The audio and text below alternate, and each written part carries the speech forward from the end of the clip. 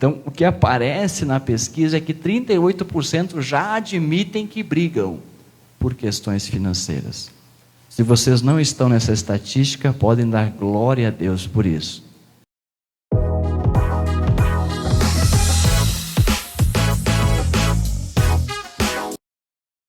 Quantos dos irmãos que aqui estão estiveram ontem à noite? Levante a mão que eu quero ver.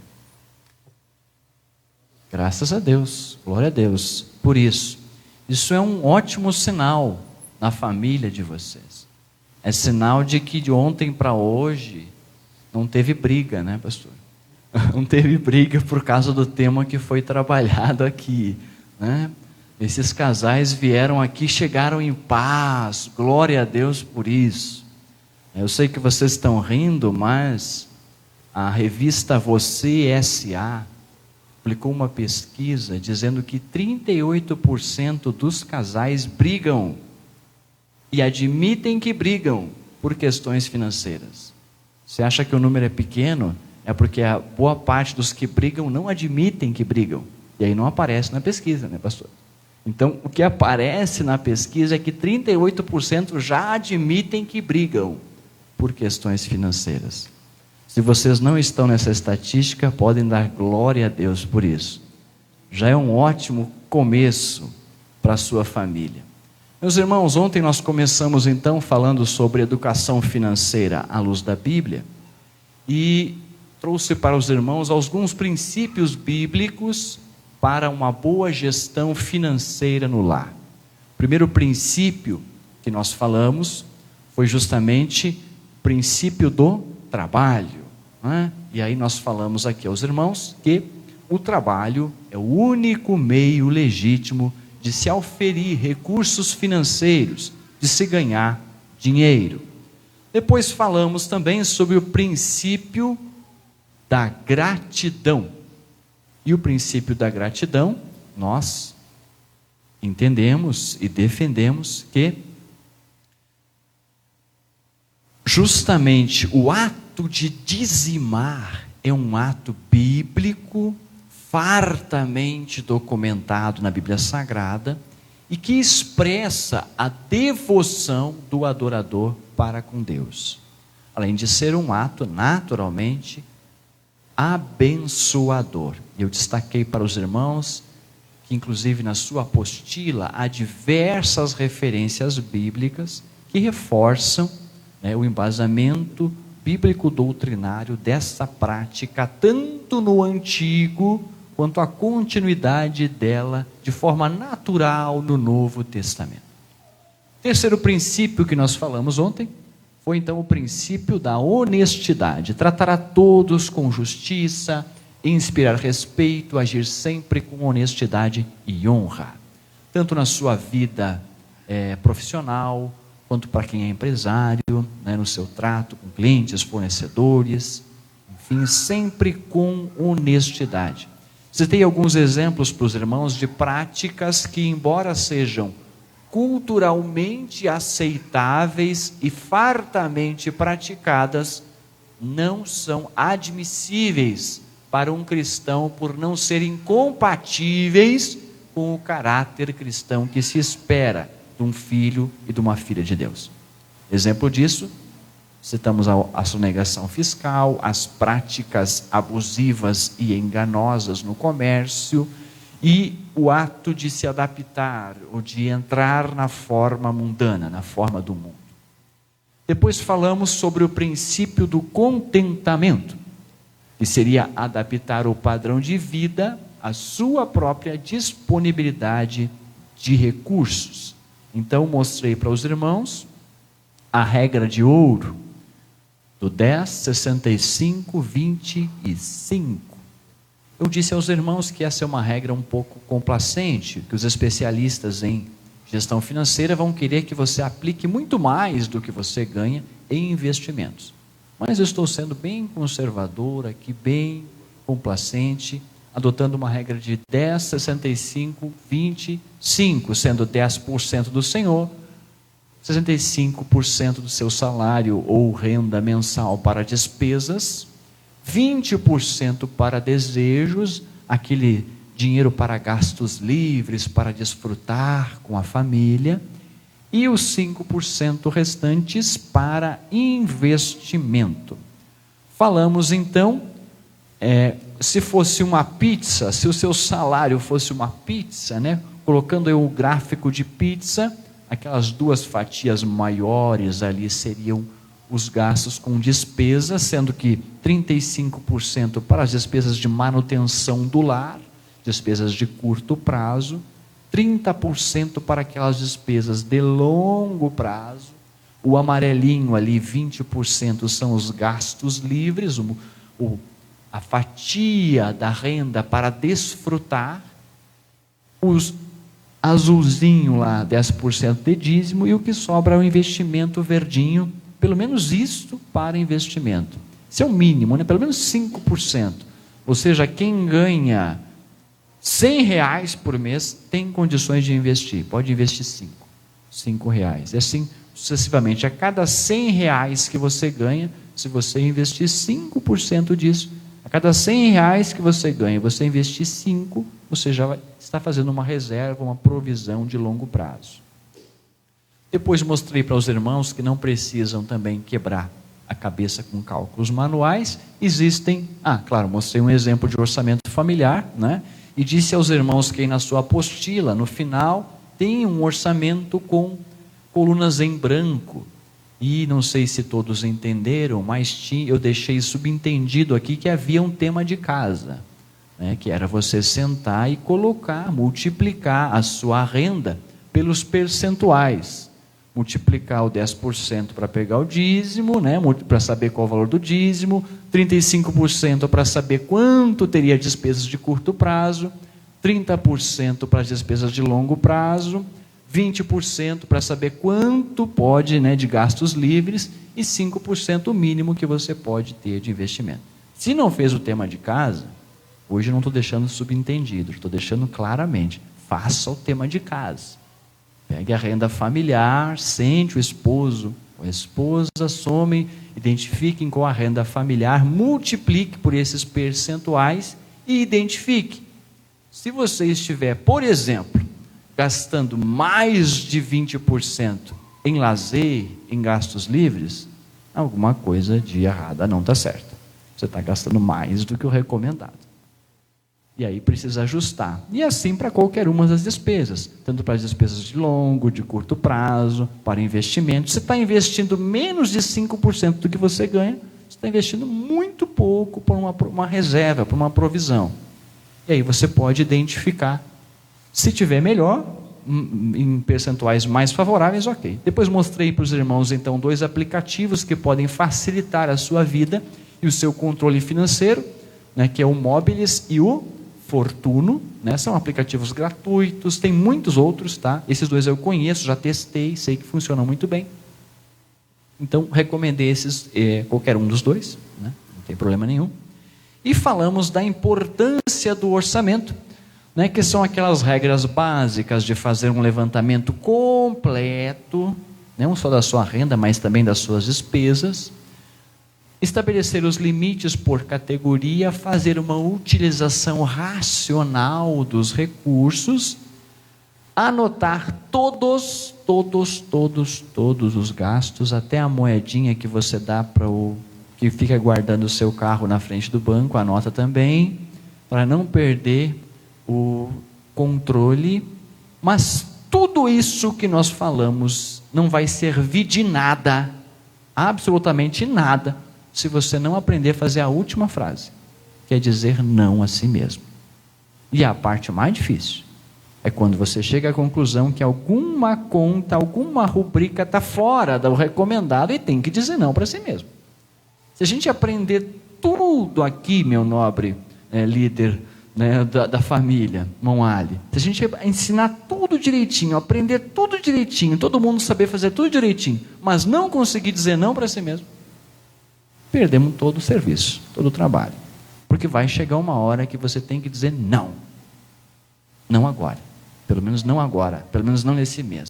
Vou deixar para depois. Eu vou saber esperar. Na verdade, um dos grandes problemas de não querer esperar ou não saber esperar é justamente o que causa o problema com o outro princípio do que iniciamos a falar ontem, e aí o tempo já se esgotou, que é o princípio do crédito responsável. Utilizar o crédito somente em estrita necessidade e sempre com responsabilidade e planejamento. Que bom que você veio, graças a Deus por isso, né? Estou contente em ver cada um dos rostos dos irmãos e das irmãs aqui, né? Contente por saber que não houve briga em casa e vocês puderam chegar aqui bem. Então hoje a gente vai apertar um pouquinho, tá? Depois vamos falar de coisa boa também, vamos falar de desfrute, mas vamos apertar um pouquinho no crédito, no princípio do crédito responsável. Ontem eu disse aos irmãos que para ser um uso responsável do crédito, ele precisa respeitar alguns fatores, como por exemplo, a decisão por crédito, toda e qualquer decisão precisa ser discutida no casal. O casal precisa debater cada uma das decisões de crédito, por menor que seja. Primeiro princípio. Segundo princípio que precisa ser respeitado.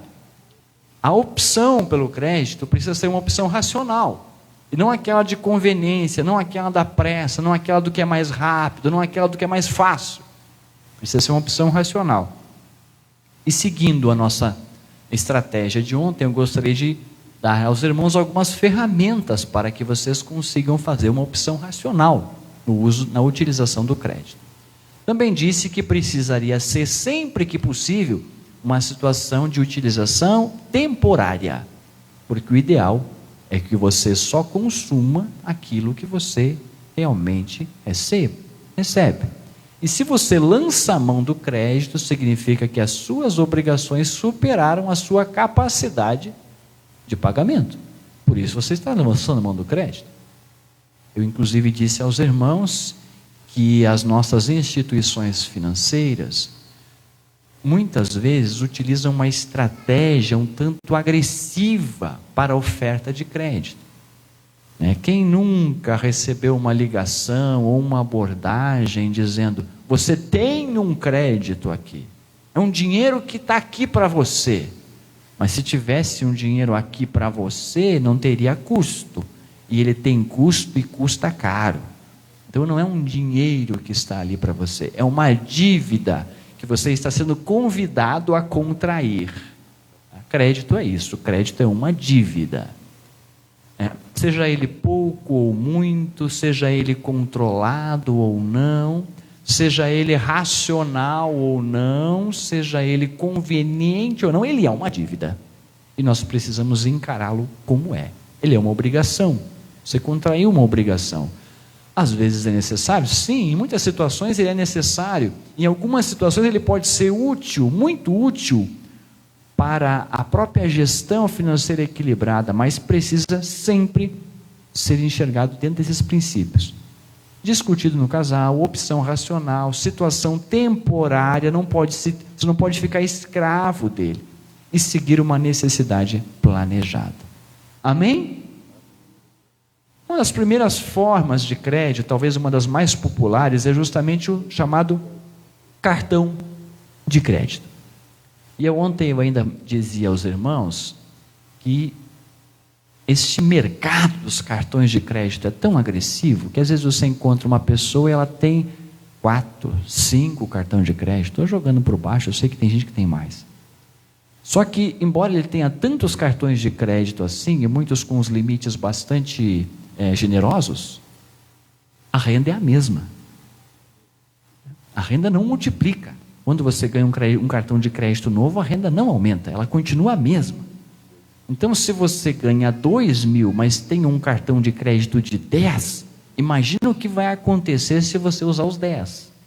Você não vai ter os 8 que falta para pagar aquilo que você contraiu. Então, essa história de ter grandes limites no cartão de crédito, ou ter um grande volume em cartões de crédito, ela é de fato bastante ilusória. Esse é um primeiro ponto no cartão de crédito que a gente precisa ter clareza. Um segundo ponto é que, se você utilizar o cartão de crédito como uma situação temporária, discutida em família, uma opção racional, dentro de uma necessidade planejada, pode até ser que você utilize ele sem juros, de fato, pode. Por exemplo, qual é que é a congregação mais distante aqui do Santa Fé, pastor? A mais distante? Brandalize.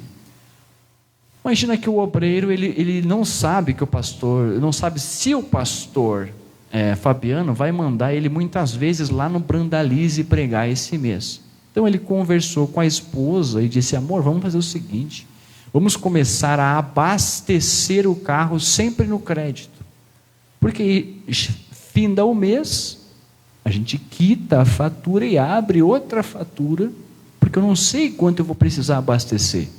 Vai que esse mês ele me mande só no portal da Maestra, né? O outro mês ele me manda no Brandalize e eu vou gastar mais. Então é muito variável o que a gente gasta no combustível. Tem que sair, fazer as despesas, as compras mensais, tem que ir para o trabalho. É variável o meu gasto de combustível, então eu vou abastecer sempre no crédito. Desde que ele abasteça no crédito, quando ele chega mensalmente, o seu faturamento, a sua renda, ele vai lá e quita a fatura, valor total, tudo bem, ele não vai ter juros quanto a isso. Ele está usando o cartão apenas como uma utilização racional. Tudo bem, foi uma opção discutida em família. Claro que o ideal seria que ele fechasse o ano, tirasse uma média dos seus gastos de combustível, aproveitasse os recursos no final do ano, que vai estar com um caixa mais folgado, pagasse todas as faturas, liquidasse e colocasse como meta para o ano seguinte que ia abastecer só no débito mesmo. Seria o ideal. Mas tem pessoas, por uma questão de opção, uma decisão familiar, negociada, preferem abastecer no crédito e quita a fatura, ok, não vai se enredar, problema nenhum. Pode ser uma outra opção, um exemplo de uso racional. O irmão Ademar vai viajar com a esposa no fim do ano. E eles vão viajar para um lugar maravilhoso. Só que como ele vai viajar no fim do ano, ele precisa reservar o hotel agora. Porque se ele deixar para reservar no final do ano, ele não vai achar reserva. Ainda mais que é um lugar maravilhoso. Então, se ele reserva agora, ele vai no site de reserva favorito dele, né, irmão Ademar? Ele vai no site de reserva, o site vai exigir o quê? Um cartão de crédito. E ele vai ter que colocar o cartão dele, né? Um deles, né? Um dos, né? Black que ele tem lá, né? Irmão Ademar. Ele vai colocar lá no site de reservas. Só que aí, quando ele coloca no site de reserva o cartão de crédito, ele vai ser informado que não vai ser lançado na fatura, só vai ser faturado quando ele for utilizar. Perfeito, ele já sabe que no mês que ele for utilizar, ele vai estar com uma renda maior, porque ele já vai se programar, planejar a viagem, vai quitar aquela fatura, perfeito, uma utilização racional. Ele não vai nem pagar juros disso. Agora, o que seria uma utilização irracional? Imagina que uma outra família, vamos dizer que eu tenho um cartão com limite baixinho, tá? R$500 é o meu cartão, por exemplo. E eu vou lá e utilizo uma compra de ocasião, surgiu uma oportunidade, vou comprar. Passei o cartão, senti poderoso e gastei os R$500. Depois de 30 dias vai chegar um papelzinho em casa, né? Um papelzinho, eu não sei se chega, agora vem tudo por e-mail também, né? Nem vem mais papelzinho. Mas vamos dizer que chega um papelzinho que é uma fatura, isso. E quando chega a fatura, ela tem dois valores. Olha que interessante, ela tem dois valores. Ela tem um valor que é um valor de 500, que foi a compra que eu fiz. Mas ela tem um valorzinho lá embaixo, tá? Que não é de 500, que é o valor mínimo, que é R$60. E aí eu olhei na irmã Gabriela e disse: pai, esse mês, justo esse mês que eu me apertei, quer saber? Não vou pagar o valor total, eu vou pagar o valor mínimo. E eu pago R$60 e fico em dia com o meu cartão. E estou em dia com o meu cartão, não devo nada para ninguém. E o mês que vem eu vejo e pago esses 500. O que vai acontecer com essa prática, meus irmãos? E é isso que você precisa ficar atento. Imagina que eu fiz essa compra no mês de dezembro, em janeiro chegou a fatura. R$500 era o valor da fatura. E eu paguei 60. Pagamento mínimo 60. Pagamento efetivado 60. No mês de fevereiro a fatura já não vem 500. Ela vem 509,30. Olha que maravilha, só R$9. O que é R$9, né, Ali? R$9 só. Não tem problema. Quer saber? Nem vou pagar esse mês de novo. Vou pagar só o mínimo de novo. deixa para pagar o mês que vem.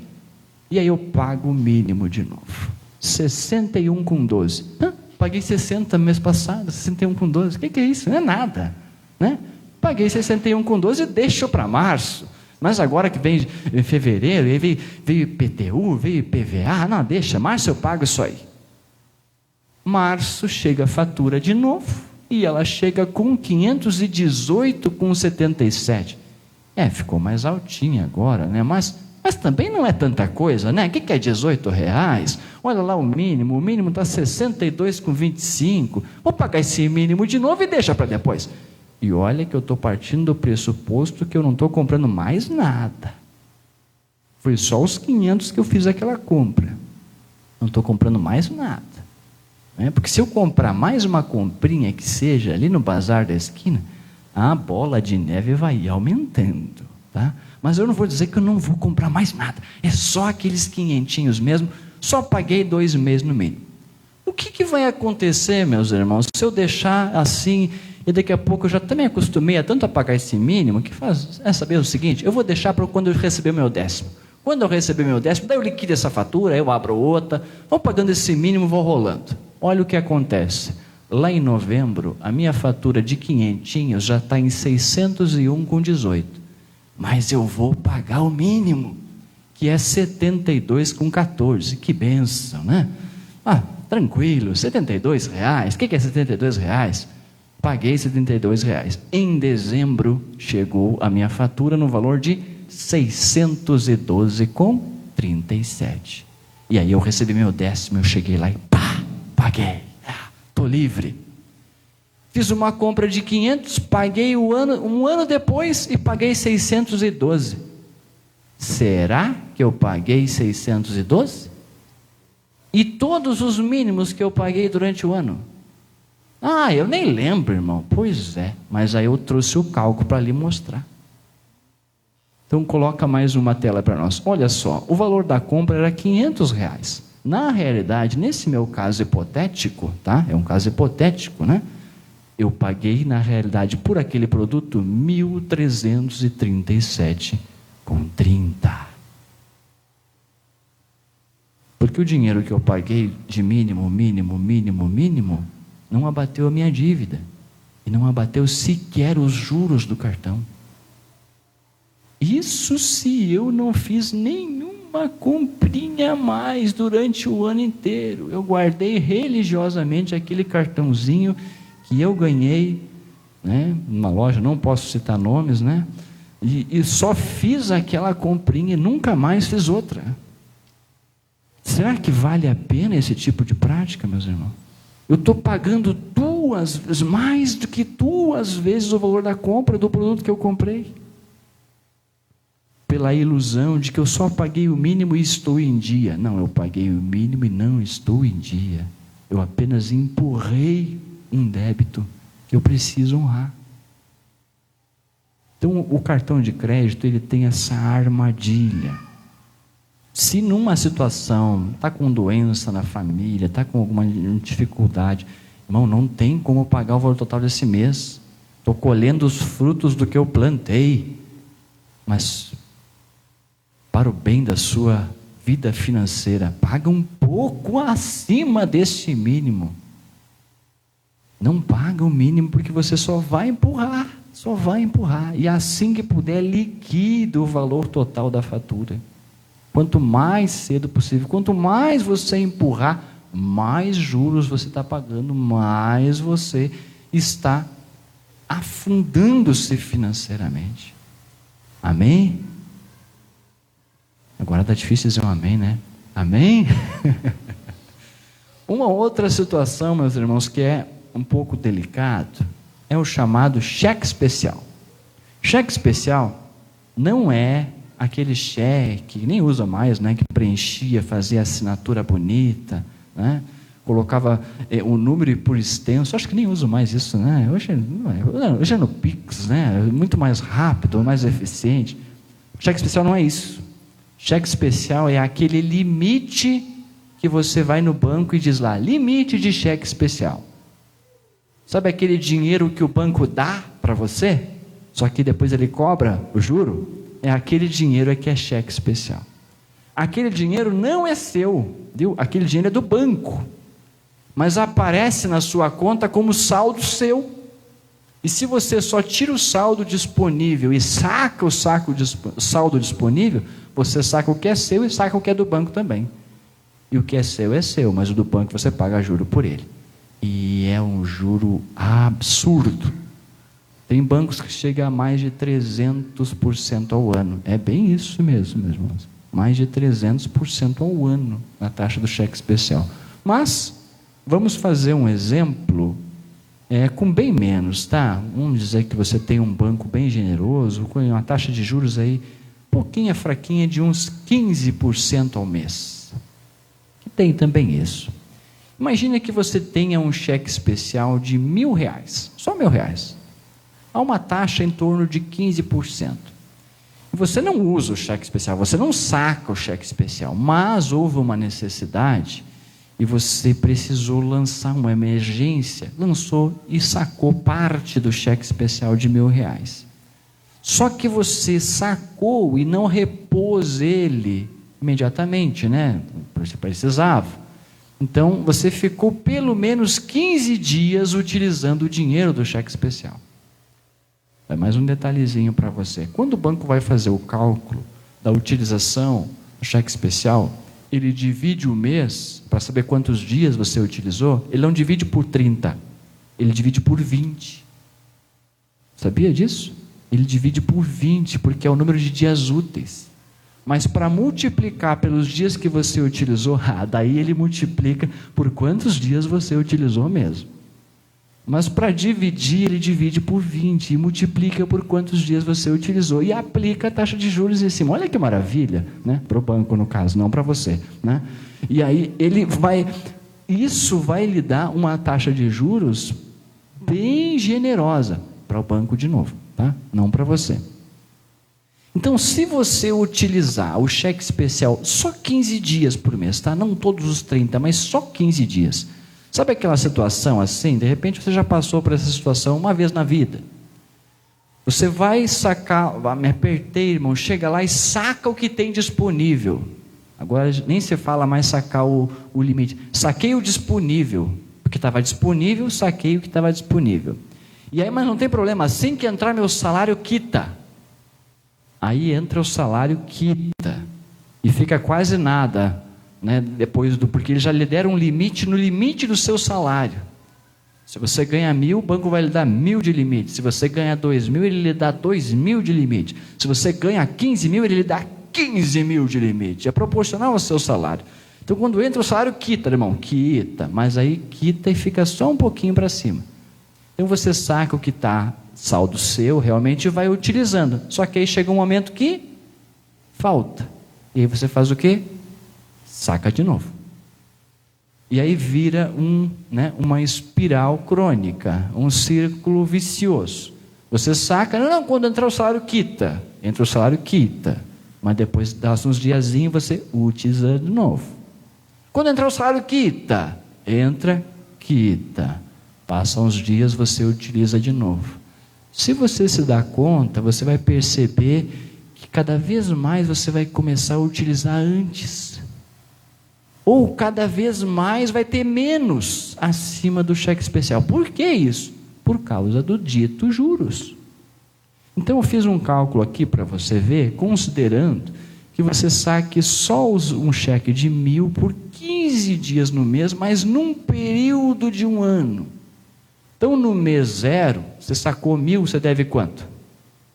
Deve 1.000, né? Sacou só 1.000, no dia 0. No dia seguinte já vai ter um jurinho lá.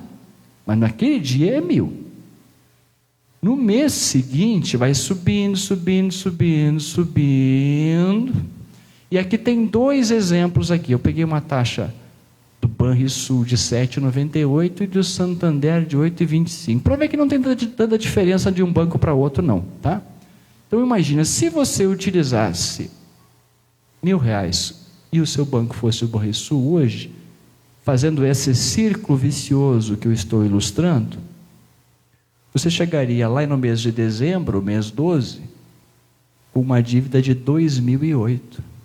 Então imagina, você tinha que ter 2008 para liquidar a dívida e mais um recurso para poder passar o mês sem usar o limite. Tá? Se fosse a taxa lá vermelhinha, ó, seria 2.055.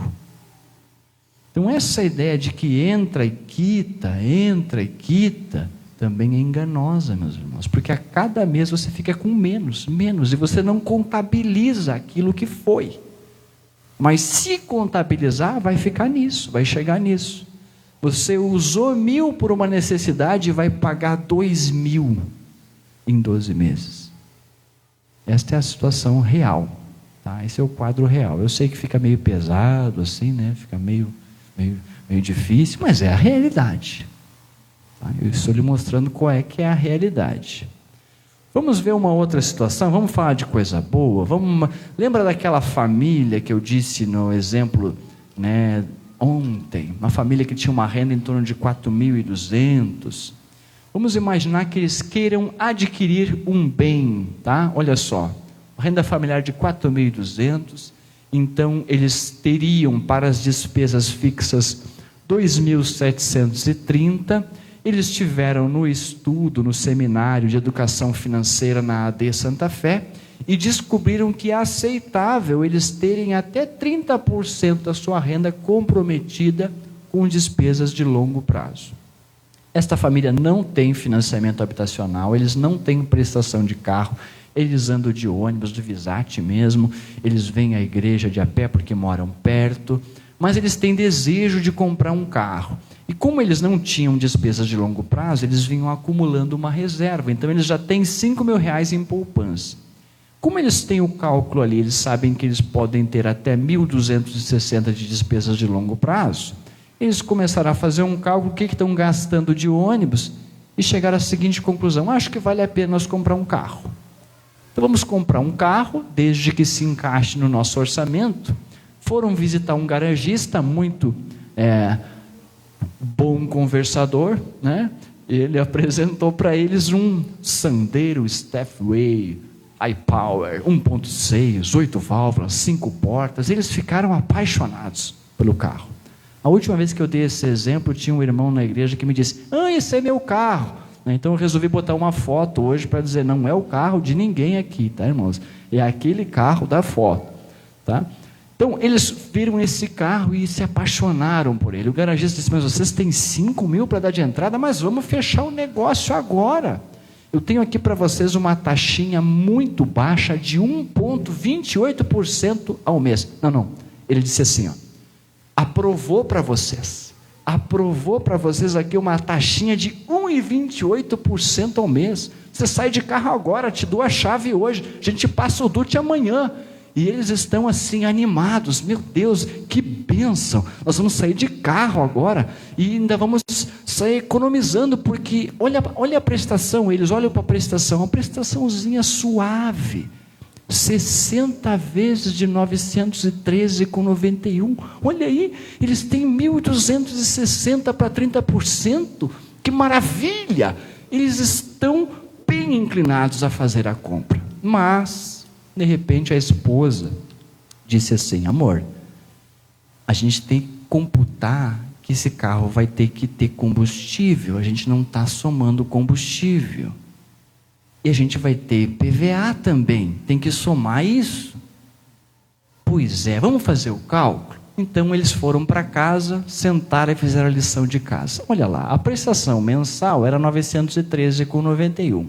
O combustível, eles estimam uma média de uns 320, dá para fazer as voltas deles. Mas o IPVA do carro, eles pesquisaram e chegaram à conclusão, como é um carro 2015, que ele tem um IPVA de 1.288 por 41.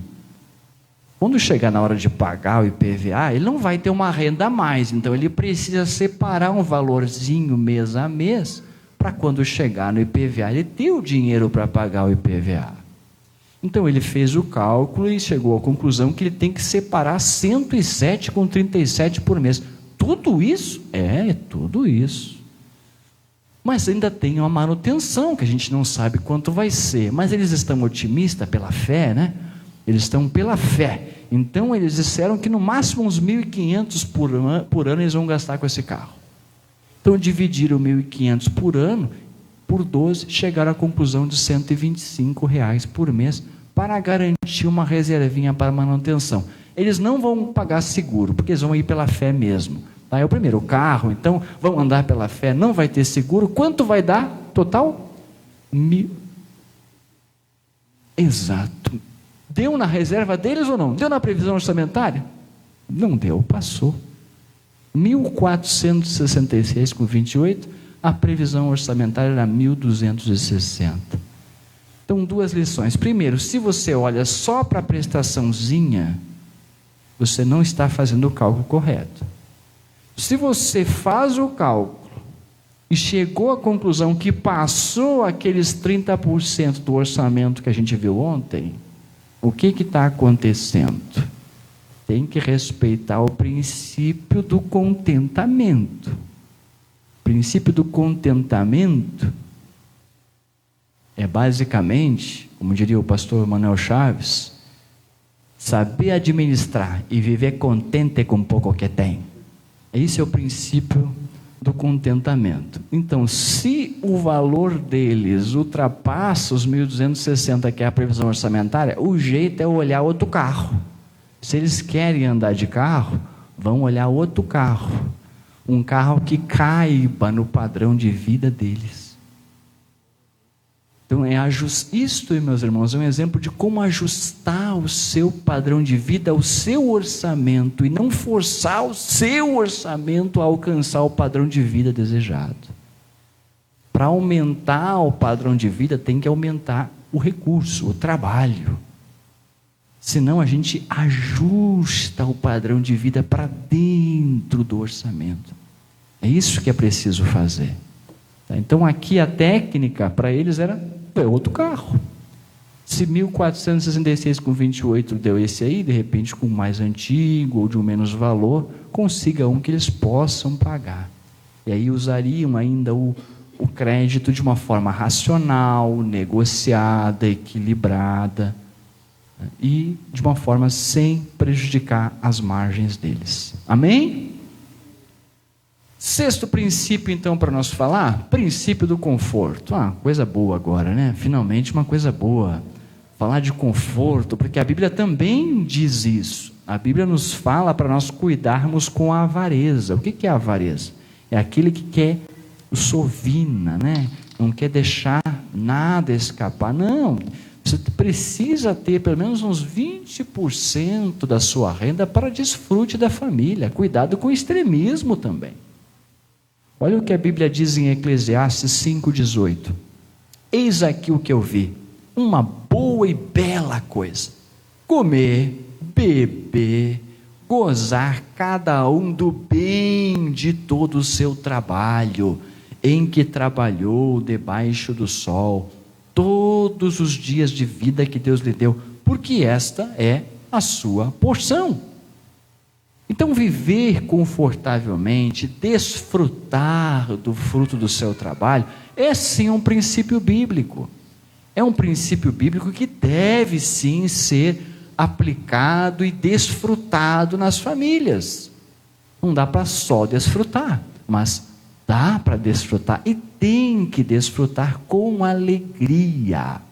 Eclesiastes 5,19, o sábio completa dizendo: e a todo homem a quem Deus deu riquezas e bens, e lhe deu poder para delas comer e tomar a sua porção e gozar do seu trabalho, isso é dom de Deus.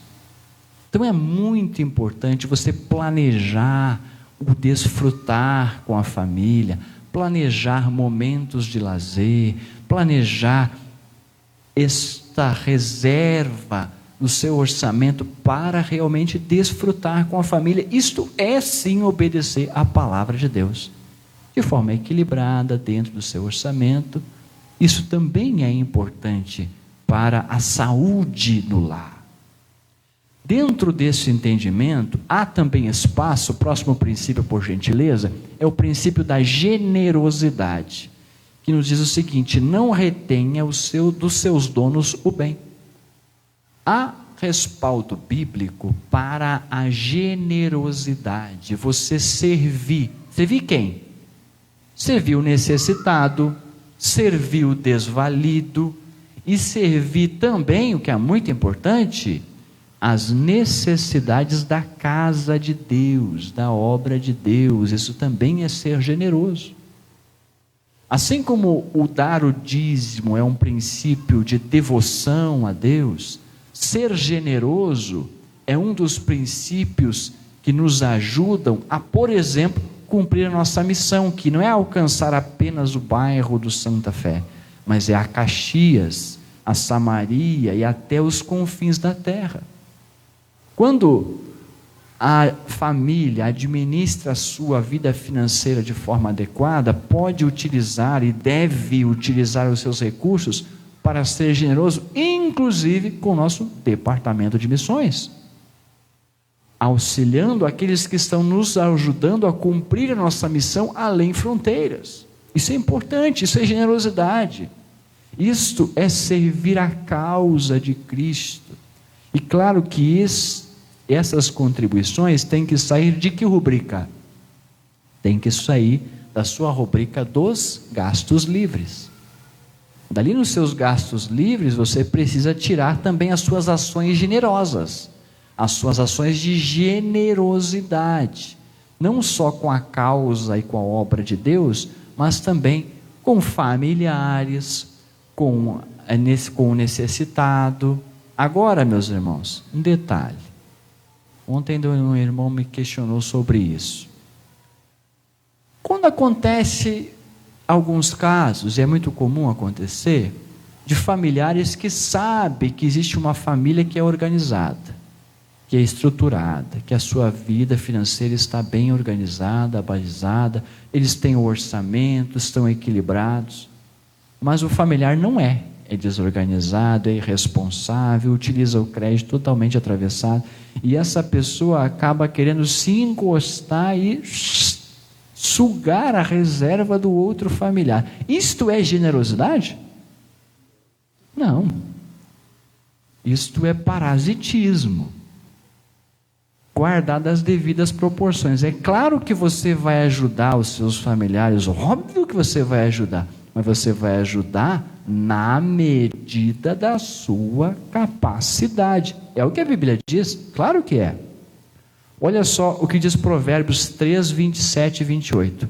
Não deixes de fazer bem a quem o merece, estando em tuas mãos a capacidade de fazê-lo. Então, se você tem capacidade de ajudar, ajude. Isso é ser generoso. Você tem capacidade. O seu excedente é a provisão de Deus para ajudar aquele necessitado. Agora, se você não tem capacidade, você vai queimar a reserva da sua família para suprir a negligência da outra. Isso é ser generoso? Ou isso é ser irresponsável? Então é preciso, não precisa nem responder, né? Como diz o irmão, olha aqui, não precisa nem responder. Exato. Por quê? Porque o que é generosidade? Então, é dar liberalmente a ajudar o necessitado, o desvalido, de acordo com a sua capacidade. Jesus diz, Atos 20, 35, reporta essas palavras do Mestre, que mais bem-aventurada coisa é dar do que receber. Há uma bênção em ser generoso, há uma bênção na generosidade. E se Deus deu a mais para você, é sim a provisão que falta no irmão. Seja generoso. Seja generoso com liberalidade, com gosto, com prazer. Agora, evidentemente que você não pode negligenciar a sua família no pretexto de generosidade. É preciso que haja este equilíbrio. Ser generoso é uma ordem, sim, mas de acordo com a capacidade. De novo, Provérbios 3, 27 e 28.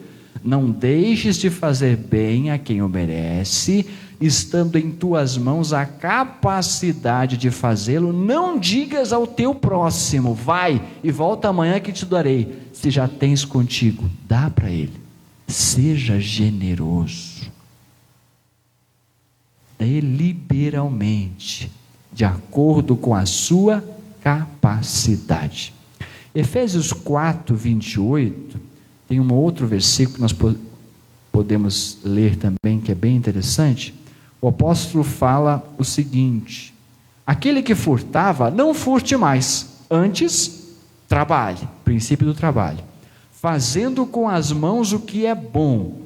Para quê? Para que tenha o que repartir com o que tiver necessidade. Então o apóstolo está dizendo que a família que é bem administrada, que o trabalhador que realmente cumpre os princípios bíblicos, ele vai produzir excedente, e esse excedente ele vai ter para ajudar aquele que precisa. Ele vai ajudar quem precisa do seu excedente. Aí ele vai poder ajudar a quem precisa. Amém? Muito bem. O oitavo princípio e o último para nós fechar é o princípio da provisão. A administração financeira eficiente é a que produz excedentes e os investe adequadamente. Então, toda família deve ter objetivos de longo prazo. Pode ser um prazo não tão longo assim, pode ser umas férias, pode ser uma viagem, pode ser um novo bem para adquirir, pode ser uma formatura dos filhos, uma festa, enfim, objetivos de longo prazo. Mas como é que são viabilizados esses objetivos? Mediante a prática do princípio da provisão. A prática do princípio da provisão possibilita que você venha a guardar excedentes e fazer um bom rendimento através deles. Olha o que diz Provérbios 21, versículo 20. Tesouro desejável e azeite há na casa do sábio, mas o homem insensato os esgota. Ora, se o sábio está dizendo que na casa do sábio, do justo, há um tesouro, há azeite de sobra, é porque ele produziu excedente. É porque ele produziu acima da capacidade de consumir ou acima da necessidade da sua família. Esse excedente virou um tesouro. Ou seja, esse azeite a mais que o sábio tem é uma medida de riqueza. Então, há um princípio bíblico sim aqui. Há um princípio de produzir excedentes. Não que você vá colocar o seu coração na segurança que o dinheiro oferece de forma falsa, porque o dinheiro é perecível, ele é volátil. Mas o ato de produzir excedentes é sim uma bênção divina. 1 Timóteo 6,17, o apóstolo diz o seguinte: manda aos ricos deste mundo que não sejam altivos, nem ponham a esperança na incerteza das riquezas, mas em Deus, que abundantemente nos dá todas as coisas para dela gozarmos. Então, meus irmãos, voltando àquela 5% inicial que nós falamos, toda família deve tirar pelo menos 5% da sua renda mensal e investir. Nós podíamos fazer um seminário inteiro sobre investimento, né? Sobre modalidades de investimento, quais formas de investimento, mas não vou cansar vocês, tá? Só queria destacar isso, a importância de se investir pelo menos um pouco para você ter uma reserva, para planos de longo prazo e para você ter uma provisão. Isso é muito importante. Na sua apostila tem uma tabelinha no final, talvez você não tenha entendido muito bem como é que é feita a leitura dela, mas na primeira coluna tem uns percentuais. Esses percentuais são taxas de juros. Essa tabelinha não é minha, é de autoria do pastor Rudimar Couto. Ele fez esses cálculos aí e funcionam muito bem. Qual é que é a ideia aí? Você tem uma taxa de juros que, se você investir o valor que está na coluna aí, imediatamente à direita, né, daquela taxa de juros, durante aquele prazo em cima, 1 ano, 2 anos, 3 anos, 4 anos, lhe renderia a essa taxa de juros a importância de R$1.000. Então é para você fazer um objetivo. De repente você tem um objetivo de, eu quero juntar em 5 anos R$10.000. É só multiplicar por 10 cada um daqueles valores. Tá? Mas eu vou mostrar um exemplo aqui no nosso telão para você ter uma ideia. Primeiro, por favor, meu irmão, o anterior. Uma aplicação mensal de R$80,40. 80 com 40. Qualquer um pode aplicar isso. Se você colocasse isso debaixo do colchão, né? Debaixo do colchão não tem rendimento, né? Se você fosse colocando todos os meses debaixo do colchão 80 com 40, você teria, ao final de 12 meses, R$964,80. Mas se você fizer essa mesma aplicação e colocar numa poupança, renda fixa, coberta pelo fundo garantidor, não tem risco, né? Até R$60.000 para cada um dos CPFs, você teria, com a mesma aplicação de 80 por 40, aquela linha amarelinha ali, poupança R$1.006,55.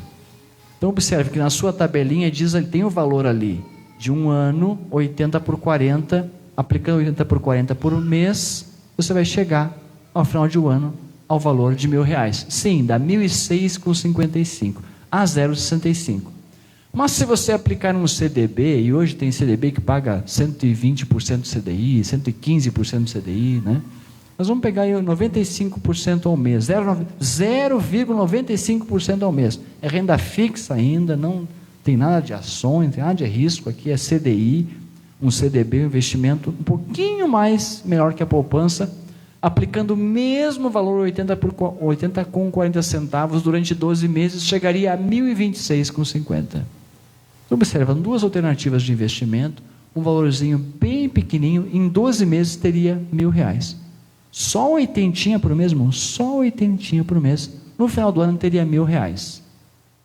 Qualquer família poderia fazer isso. Uma aplicação baixa, pequena, conseguiria em um ano juntar isso. Quando a gente sobe um pouquinho a aplicação, começa a ver a mais-valia, mas então se é assim, eu quero investir um pouquinho mais. Se você sobe um pouquinho mais, naturalmente você vai acumular mais.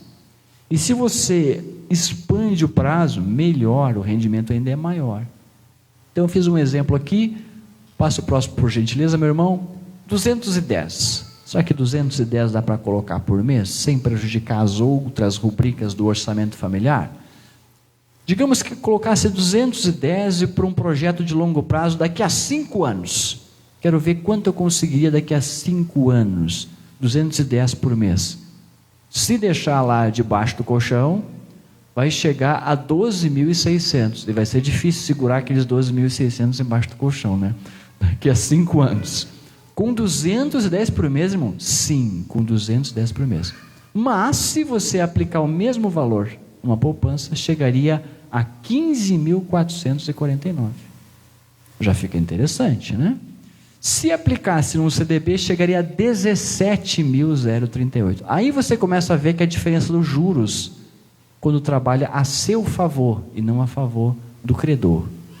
Quando você se torna um poupador, guardando um pouco, com disciplina todos os meses, aí você coloca o juro a trabalhar ao seu favor. E aí, num curto prazo, no médio prazo, você consegue juntar um bom dinheiro. Então, só por curiosidade, passa mais uma tela aí. Eu fiz aquela mesma família que queria comprar o Sandero. Tá? Eles foram para casa, conversaram, a esposa conversou, o marido disse, olha, não vai dar para a gente comprar o Sandero, porque está fora do nosso orçamento. Aí eles fizeram a seguinte proposta: ao invés da gente comprar, nós vamos guardar os 913,91. Lá o carro valia 42.900, eles tinham 5.000 de entrada, a taxa de juros era 1,28 ao mês, 60 vezes de 913, quanto é que eles iam pagar no final? 59.834. Isso seria o que eles iam pagar pelo carro. Eles chegaram à conclusão que eles não tinham esse dinheiro, resolveram inverter. Vamos guardar esse dinheiro. Colocaram os 5.000 numa aplicação de renda fixa, numa poupança. Pode passar mais uma, por gentileza. E colocaram os 5.000 na poupança e durante 3 anos guardaram exatamente a prestação que eles iam pagar pelo carro se tivessem comprado ele na loja. Guardando por 3 anos os 913,91, eles teriam o valor para comprar o carro à vista, sem pagar juros. Só esperar. O segredo aí era só esperar mais 3 anos. 913 eles podiam tirar do salário, mas não seria suficiente para comprar o veículo. Se eles aplicassem esse valor, ao invés de passarem 5 anos pagando e pagando juro, se eles aplicassem, em 3 anos eles teriam o valor para comprar à vista. E aí daria até para dar uma pechinchada e tirar um descontinho, né? Porque aí teriam um valor em dinheiro à vista para adquirir o bem. Então percebam que dá para fazer, só que tem que dizer não. Tem que dizer não para si mesmo. Não agora, vou esperar um pouco mais, vou aplicar um pouquinho, vou esperar eu ter uma melhor condição financeira. E aí consegue chegar à mesma, uma melhor condição, adquirindo o bem que eles queriam, sem prejudicar o seu orçamento, sem